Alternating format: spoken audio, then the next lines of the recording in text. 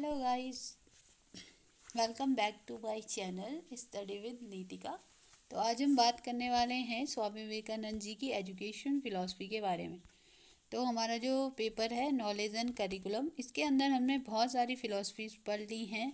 जैसे कि जो आइडियलिज्म है उनके अंदर किन किन किन ने अपनी फ़िलॉसफी दी है, नेचुरलिज्म है, और वहीं हम बात करते हैं प्रैग्मेटिज्म की। तो इसके अंदर हमने रूसो, रविन्द्रनाथ टैगोर जी और महात्मा गांधी जी, जॉन डीवी, इन सभी की जो एजुकेशन फ़िलॉसफी रही है उनके बारे में हमने बात की है। लगभग एजुकेशनल फ़िलॉसफी सभी की सेम है, लेकिन उन्होंने कुछ कुछ मेन पॉइंट दिए, यानी कि हर किसी के हिसाब से एजुकेशन का जो अल्टीमेट गोल होना चाहिए वो अलग है।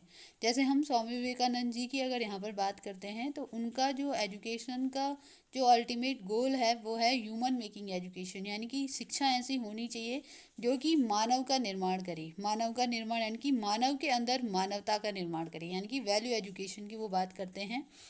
तो उन्होंने एक टर्म ये भी दिया है कि सा विद्या या विमुक्ति है, यानी कि जो मुक्ति प्रदान करे, जो तमाम बुरी चीज़ें हैं, नेगेटिव थॉट्स हैं, टेंडेंसी है, इग्नोरेंस है, जो हम अपनी लाइफ के प्रति करते हैं, उन सभी चीज़ों से जो मुक्ति दे वही एजुकेशन है। वो उसी चीज़ को एजुकेशन मानते हैं। और वो ये भी कहते हैं कि जो मैन के अंदर पहले से चीज़ें हैं उसका जब परफेक्शन से मैनिफेस्टेशन होता है तो उसी को एजुकेशन कहते हैं, वही एजुकेशन का काम है। तो वो केवल एजुकेशन को, जैसे हम हिंदी में विद्या कहते हैं, तो वो विद्या को केवल विद्या नहीं बल्कि आत्मविद्या कहने के समर्थक हैं कि विद्या केवल विद्या नहीं बल्कि आत्मविद्या है, जो सेल्फ को डेवलप करे, जो इंसान की ह्यूमन की ह्यूमैनिटी को डेवलप करे, वही एजुकेशन है। हम उनकी एजुकेशनल फ़िलॉसफी की अगर बात करते हैं तो वो ऐसे एजुकेशन के फिलोसफर नहीं थे, लेकिन उनकी जो आइडिया है, जो उनके जो विचार हैं, उसके डीप फिलोसफिकल वैल्यू हैं, उनकी अपनी मीनिंग्स हैं, इसलिए हम उनको एज ए एजुकेशनल फिलोसफी पढ़ते हैं। तो उनका मानना था कि एजुकेशन क्या होनी चाहिए, एक टोटल मैन का डेवलपमेंट करे, जो केवल मांस और लहू यानी रक्त का ना बना हो, केवल खून और फ्लैश यानी ब्लड और फ्लैश का ना बना हो। ऐसा नहीं कि कोई एक आदमी जो केवल मांस और खून का बना हुआ है, बल्कि एक ऐसा आदमी होना चाहिए जिसके अंदर स्पिरिट भी हो, जो आत्मा और मांस का बना हुआ हो, जो आध्यात्मिक रूप से सक्षम हो, आध्यात्मिक रूप से अच्छा हो। तो अब हम फिलोसफिकल बेसिस की बात करते हैं। तो उनके व्यू, जो पॉइंट ऑफ व्यू हैं, वो तीनों के तीनों जो हमारे पास ये आते हैं, वाद आते हैं, यानी कि नेचुरलिज्म आता है, प्रैग्मेटिज्म आता है, और थर्ड वाद हमारे पास आता है आइडियलिज्म। तो उनके जो पॉइंट ऑफ व्यू हैं वो तीनों के तीनों जो हमारे पास थ्योरीज हैं उनको डिफाइन करता है। तो नेचुरलिस्टिक पॉइंट ऑफ व्यू से वो कहते हैं कि रियल एजुकेशन वही है जो नेचुरल तरीके से दिया जाए, जो नेचर के थ्रू दिया जाए। और अगर हम आइडियलिज्म की बात करते हैं तो आइडियलिज्म में उनका व्यू, जो पॉइंट है वो यह है कि बच्चे के अंदर एजुकेशन का जो एम है वो होना चाहिए मॉरल और स्पिरिचुअल क्वालिटीज़ को डेवलप करने का। नेक्स्ट हम बात करते हैं प्रैग्मेटिज्म की। तो प्रैग्मेटिज्म के अंदर वो कहते हैं कि ऐसी एजुकेशन होनी चाहिए जो हमारी प्रेजेंट नीड को भी ध्यान में रखती हो।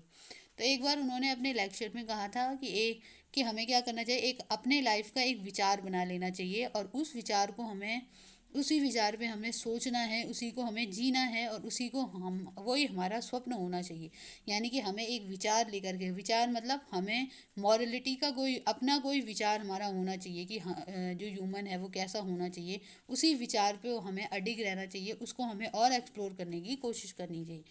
नॉलेज की अगर वो बात करें तो नॉलेज कहते हैं कि नॉलेज को तुम कहीं से ला नहीं सकते, बल्कि नॉलेज खुद इस एक इंडिविजुअल के अंदर होता है, और वो कब बनता है, जब उसको एक्सपीरियंस होता है।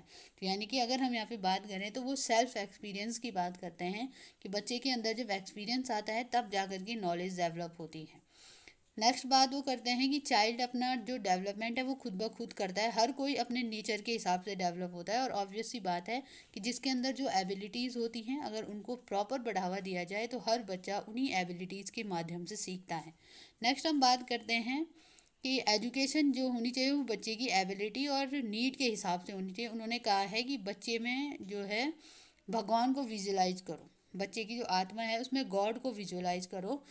वो ये भी कहते हैं कि तुम्हें सोशल सर्विस करनी चाहिए, यानी कि ह्यूमन में गॉड को विजुअलाइज करने का मतलब ये नहीं है कि तुम किसी एक इंडिविजुअल ह्यूमन को भगवान मानो, बल्कि तुम भगवान की सेवा तुम मानव के रूप में करो, यानी कि अपने अंदर एक ऐसी वैल्यू डेवलप करो कि जो किसी मनुष्य के काम आए, किसी मनुष्य को भगवान के समान ट्रीट करे। यानी कि ऐसा नहीं कि आप ऐसा कर रहे हो कि किसी पर्टिकुलर ह्यूमन को भगवान मान रहे हो और उसकी पूजा नहीं, आप सभी में भगवान को देखो, सभी में उस अंतर जो आत्मा है, जो भी चीज़ें हैं उनको देखो। अब स्पेशली बच्चों की और बात करते हैं कि टीचर और पेरेंट्स को बच्चे में भगवान देखना चाहिए, बच्चे की आत्मा में भगवान को विजुअलाइज करना चाहिए और उनको ऐसा मानना चाहिए कि अगर हम इसको राइट डायरेक्शन पे ले जाएं, इसको अच्छी एजुकेशन दें, तो वो अच्छी तरीके से उसकी परवरिश हो सकती है। और एम ऑफ एजुकेशन, तो उनके हिसाब से एजुकेशन का जो अल्टीमेट एम है वो मानव निर्माण करना है, मैन मेकिंग है, ह्यूमन के अंदर अच्छे अच्छे गुण लाना, उनके अंदर स्पिरिचुअल डेवलपमेंट करना।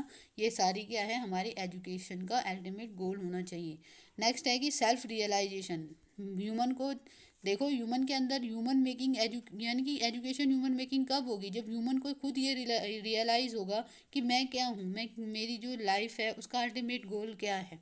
तो इसको हम सेल्फ रियलाइजेशन कहते हैं। नेक्स्ट है कैरेक्टर फॉर्मेशन, कि जो मनुष्य है, शिक्षा मनुष्य के चरित्र के निर्माण में हेल्प करती है, पर्सनैलिटी डेवलपमेंट में हेल्प करती है, कि to serving the god in man. अभी मैंने बताया कि एजुकेशन क्या करती है, एक ऐसे कैरेक्टर का निर्माण, एक ऐसे ह्यूमन का निर्माण करती है जो हर एक आदमी में भगवान को विजुअलाइज करता है और उसकी सेवा करता है। चाहे वो ये सोचता है कि जैसे कोई बीमार है उसमें भी भगवान है जो बीमार है, जो गरीब है उसमें भगवान है, जो कष्ट में है उसमें भगवान, जो इग्नोरेंट है, डाउन ट्रोडन है, उन सभी में क्या है, भगवान है, और उनकी हेल्प करो जितना हो सके। नेक्स्ट वो यूनिवर्सल ब्रदरहुड की बात करते हैं। ये तो हमारी जो भारतीय संस्कृति और परंपरा रही है वसुधैव कुटुंबकम वाली, तो वो हमेशा कहते हैं कि जो हमारे जो विश्व के बीच में, पूरे वर्ल्ड के बीच में जो सेपरेशन की वॉल्स हैं उनको तोड़ दिया जाए, और यूनिवर्सल भाईचारे की वो बात करते हैं। नेक्स्ट है सेल्फ सफिशेंसी। उन्होंने कहा है कि ये सिर्फ इतना ज़रूरी नहीं है कि तुम बड़े बड़े प्रिंसिपल को सुनो, बड़ी बड़ी चीज़ों को सुनो और उनको फॉलो ही मत करो।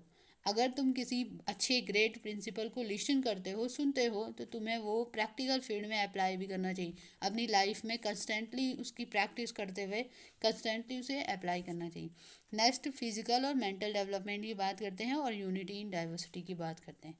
नेक्स्ट हम बात करते हैं रोल ऑफ टीचर। तो उनके हिसाब से टीचर का रोल क्या होना चाहिए, टीचर कैसा होना चाहिए।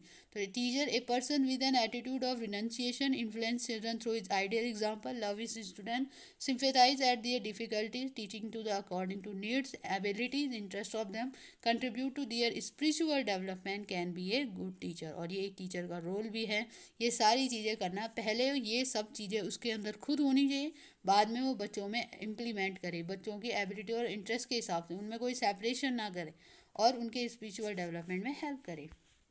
नेक्स्ट हम बात करते हैं स्टूडेंट की। तो स्टूडेंट का क्या रोल होना चाहिए, स्टूडेंट हमेशा ईगर होना चाहिए लर्न करने के लिए, सीखने के लिए।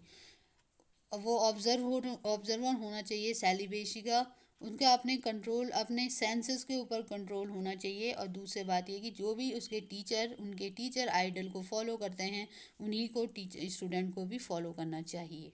नेक्स्ट हम करिकुलम की बात करते हैं। तो इस जो ऑब्वियस सी बात है कि अगर वो स्पिरिचुअल एजुकेशन को फॉलो करने के लिए कह रहे हैं, तो वो स्पिरिचुअल फंक्शन परफेक्शन के लिए रिलीजियस फिलॉसफी, उपनिषद और जो संतों की संगति है, उन चीज़ों पर भी वो बोलते हैं कि करिकुलम में होना चाहिए। और नेक्स्ट हम बात करते हैं कि अगर देखो, अब हर एक चीज़ हर एक इंसान की लाइफ में केवल स्पिरिचुअल परफेक्शन से नहीं चलती, बल्कि उनको कुछ जीवन जीने के लिए खाने पीने की आवश्यकता भी है, कुछ ना कुछ मटेरियलिस्टिक प्रॉस्पेरिटी की भी ज़रूरत है, मटेरियलिस्टिक एडवांसमेंट की भी ज़रूरत है। तो उसके लिए वो कहते हैं कि language, geography, science, political science, economics, psychology, art, agriculture, industrial and technical subject भी पढ़ते रहना चाहिए। साथ साथ में इसके साथ कुछ को करिकुलर एक्टिविटीज़ भी करनी चाहिए, जैसे गेम्स हो गया, स्पोर्ट्स हो गया, फिजिकल एक्सरसाइजेज हो गया। अब हम बात करते हैं कि टीचिंग का मेथड क्या होना चाहिए। तो सबसे पहले वो एम्फेसाइज करते हैं योगा पे, प्रैक्टिस ऑफ योगा, किस लिए, ताकि कंसंट्रेशन बना रहे। डीप मेडिटेशन की वो बात करते हैं, और नॉलेज गेन करने के लिए lecture, discussion, self experience, creative जो एक्टिविटीज़ होती हैं, इन सब चीज़ों की बात करते हैं। और लास्ट में वो ये कहते हैं कि टीचर एक रोल मॉडल की तरह काम करता है। टीचर के अंदर पहले जो क्वालिटी वो अपने स्टूडेंट के अंदर डेवलप करना चाहता है, पहले वो सारी क्वालिटी उसके अंदर खुद होनी चाहिए, और बाद में जो स्टूडेंट है उसका कर्तव्य है अपने टीचर को फॉलो करना। टीचर एक रोल मॉडल की तरह काम करें। तो ये हमने बात की स्वामी विवेकानंद जी के बारे में। तो आप इन नोट्स को भी लिख सकते हैं और अपनी तरफ से कुछ ऐड करना चाहें तो ऐड कर सकते हैं। Thank you.